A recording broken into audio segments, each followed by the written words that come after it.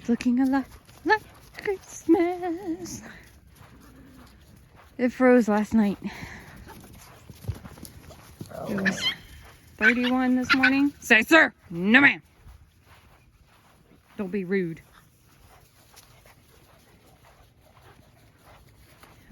It's currently 8 o'clock in the morning. I'm out here for the first ones out in the morning. I'm waiting for Peyton to let the others out. We were having to get extra clothes on because it's cold. It's super frosty. Super, super frosty.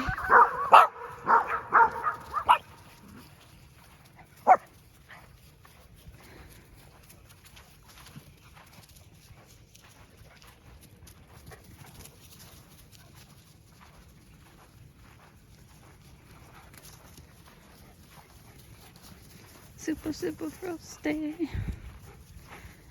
Starlight and Sears puppies are doing great. I'm actually going to do a little video on them. I was just waiting to compile just a bunch of short little videos of them waking up and playing and walking around.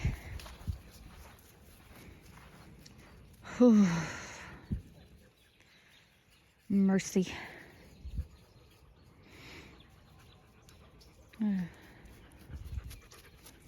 Narrow's people, I say his people, most likely his people, came over on, when was it, Tuesday? Hey buddy. I bet ya. Tuesday, spent some time with him, took him on a walk. I went with them. I really hope it works out. They seem such nice people.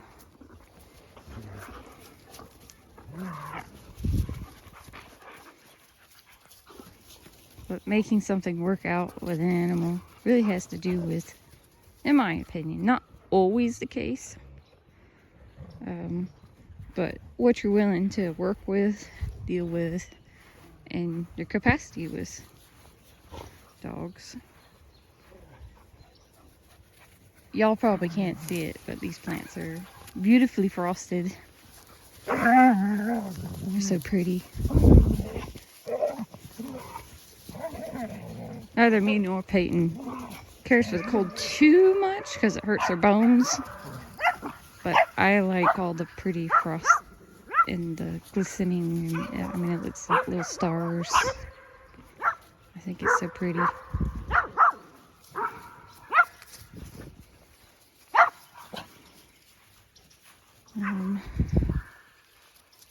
Anyway. Yeah. Sacer's back out with us. She's no longer in heat, but now Petal and Fiction are in heat. And for anyone who is curious, Petal is only 7 months old. I think Fiction is only 7 months old. So if you choose to get a female,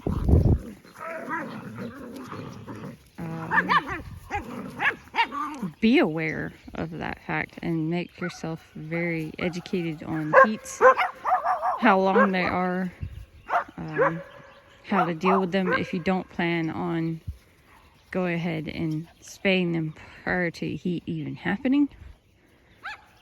But some breeds have heats as early as 4 months old. So Petal by far has been our youngest. And Fiction, if Fiction is her age. I can't remember if she's same age as Petal or if she's like a month older or whatever.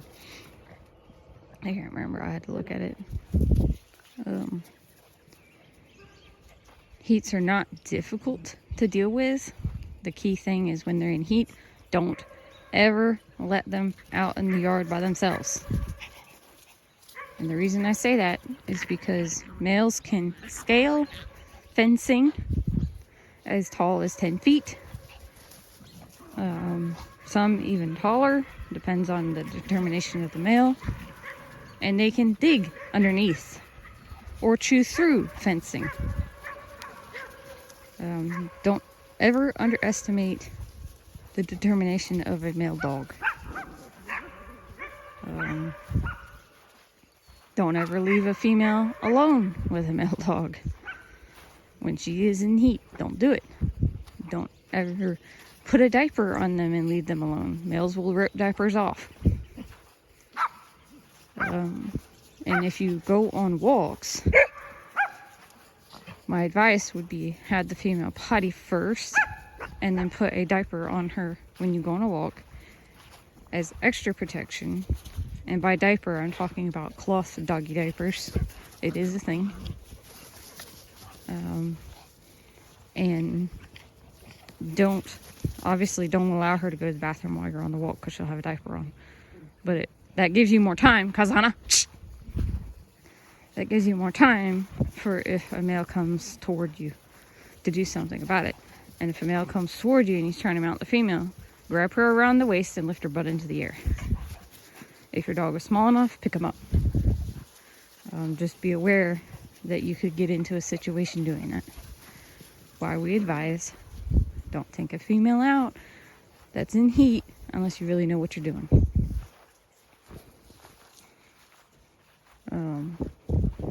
The other thing I can tell y'all, anyway, heats typically last about 30 days. Technically, the way it works for most females, not all of them are the same. It's 9 days from the point of starting bleeding. 9 days that you had the bleeding phase. 9 days of ovulation, receptive stage, 9 days cool off. But when females ovulate is dependent on the particular female. Some ovulate early within the first week at like 9 days. Most females ovulate between 12 and 16 days. This is starting their heat. And then there are some that don't ovulate until they're in the 20s. So don't ever underestimate the capacity for the animal to get pregnant. And some females will also act not receptive. So you'll think, oh, well, they'll be fine. And then as soon as they're alone with a male, then they'll breed. My hand is cold. So just be smart. And I never advise someone who isn't in the breeding capacity, isn't a breeder, unless you get a large breed. Don't allow your females to have heats past a year old, really, year and a half. That's my advice. Preferably, if you don't think you can handle it, you have children and other things to distract you, just go ahead and get them spayed when they're young. It's not going to hurt them. Shelters and rescues do it all the time.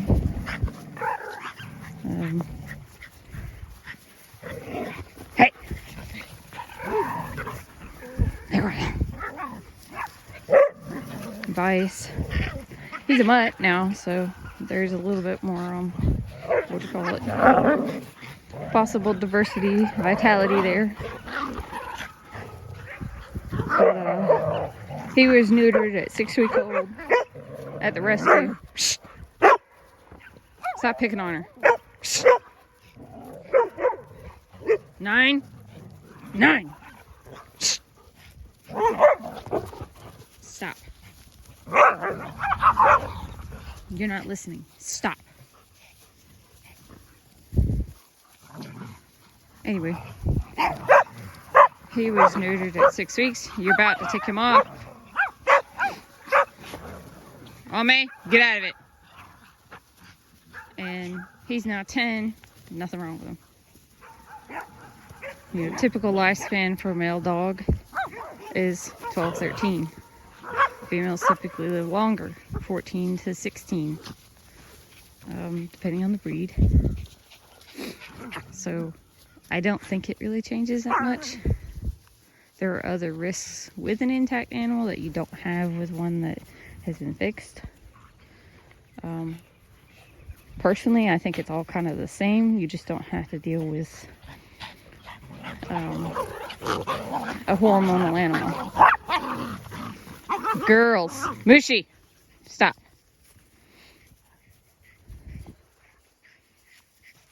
Our dogs are always more active when it's cold.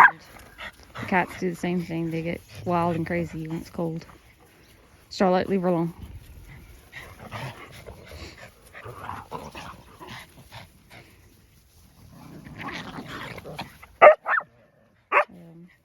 Large breeds. That is the one thing.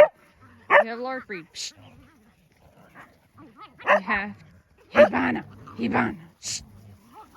You have to keep them intact longer, preferably 4 or 5 years old, because of the fact that they have so much growing to do. It takes a lot longer for their bones to solidify, for the plates to close.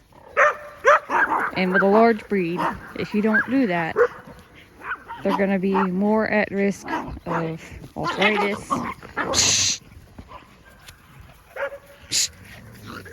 various other bone complications because of it. You need those hormones to grow the bones. So large breeds, if you're into those, you have to wait longer. So that means you have to be willing to deal with heats and or a male.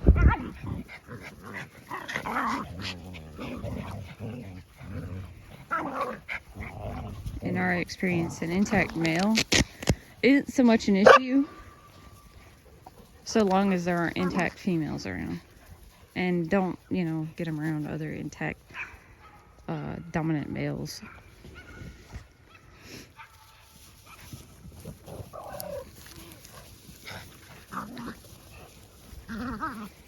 But anyway, yeah, there's that. It's super cold. The dogs are being crazy.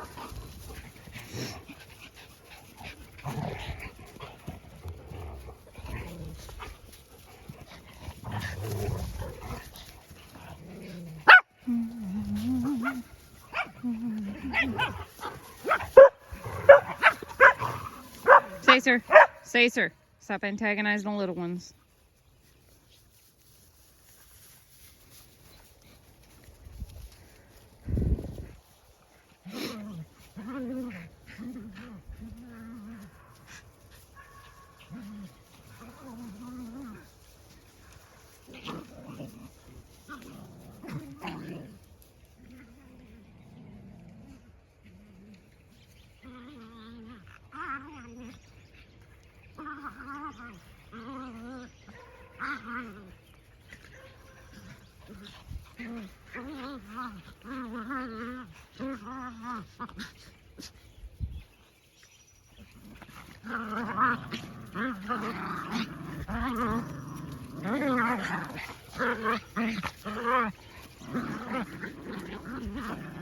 Inkwell is supposed to be neutered soon.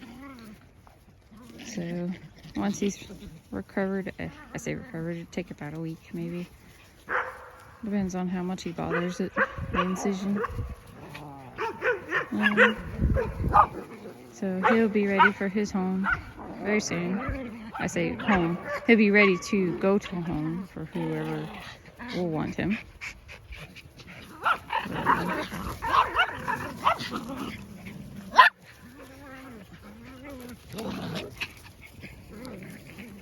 Very bold, confident dog as a whole.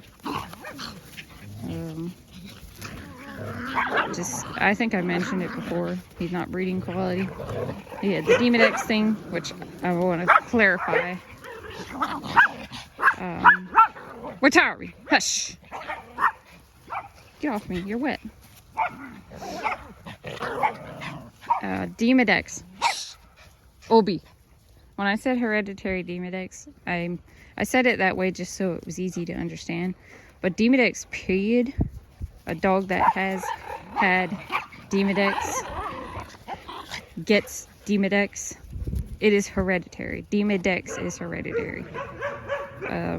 So the way it works, there isn't a specific line of Demodex that is hereditary. Demodex, period, is hereditary. What it is that, so all dogs have mites on them. Always. They always have the mange mites on them. It's that normally it's not a problem. In dogs that contract Demodex, which is just a overpopulation of said mites. Obi, no ma'am. No. So they've had an overpopulation of mites. There he is. There's Inkwell. That indicates that the dog has some sort of immune issue. That's where the hereditary part comes in. There's something within that dog that triggered the mites. There isn't a whole lot of research on it that we could find, other than typically if you choose to breed a dog that has Demodex or has had Demodex, they pass it on to their offspring. Maybe not all of them, but they pass it on to some of them. And it's almost always worse.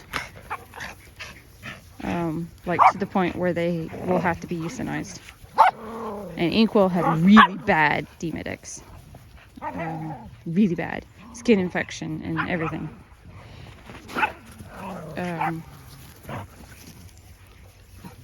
So what makes it hereditary? There's something in that dog that's a problem.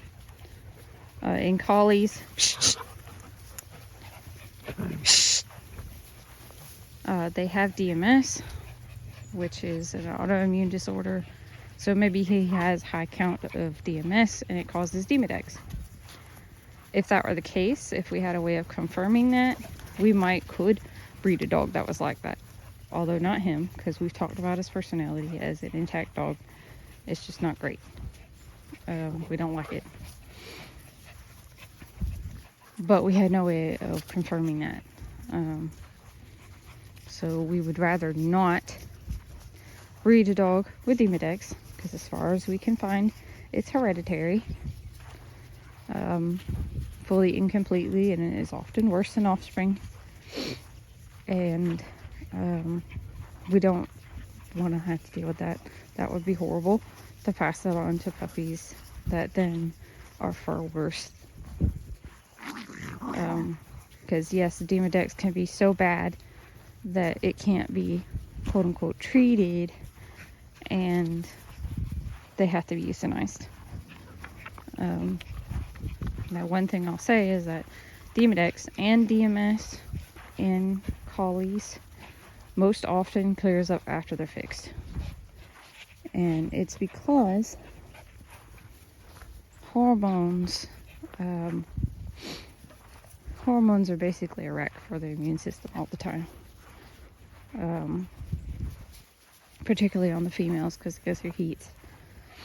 But the hormones makes it to where their immune system is always being attacked. Without the hormones, the immune system can be stronger and more consistent. So most dogs that have symptoms of DMS or Demodex get better after being fixed. Vice, when he was a puppy, because he was fixed so young, it actually triggered Demodex in him, I think, because he had it when he was young.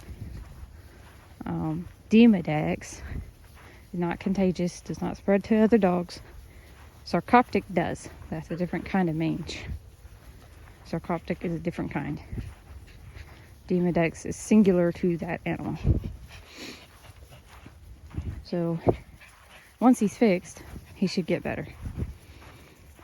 He's also on Brevecto, which is what helps get rid of it for whatever reason. I don't know why. What is the science behind that? The ingredient helps kill the mites. Oh boy, they're running. Ooh, my hands are cold. Oh.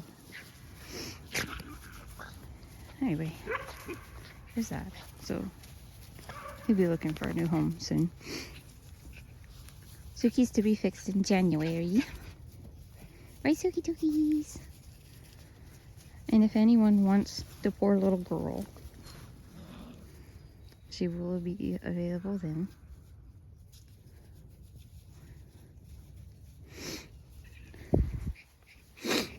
I call her poor little girl. She just, pack life is not for her. She wants her singular people would be a couch potato.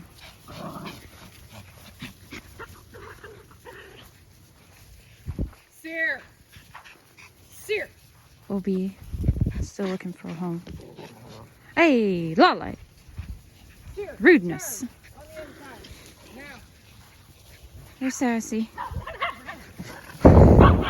Huh? Oh. We haven't tried to confirm pregnancy in her or not.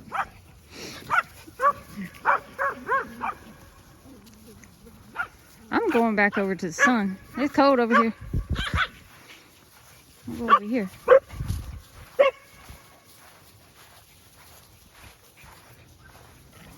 Beep beep. Beep beep beep. Beep.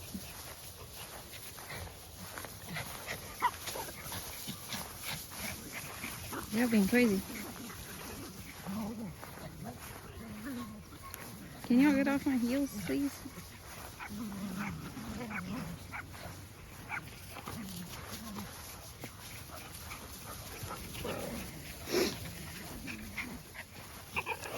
I don't smell the field stank anymore. The field stank. They what? Oh, okay.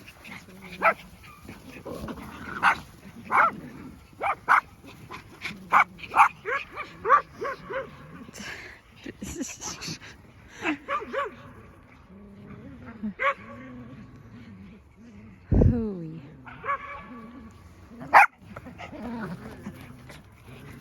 My sissy with a big stick.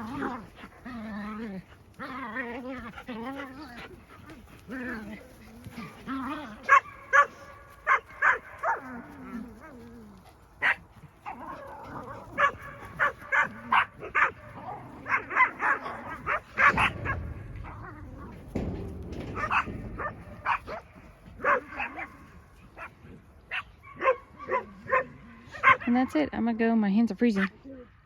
Bye-bye.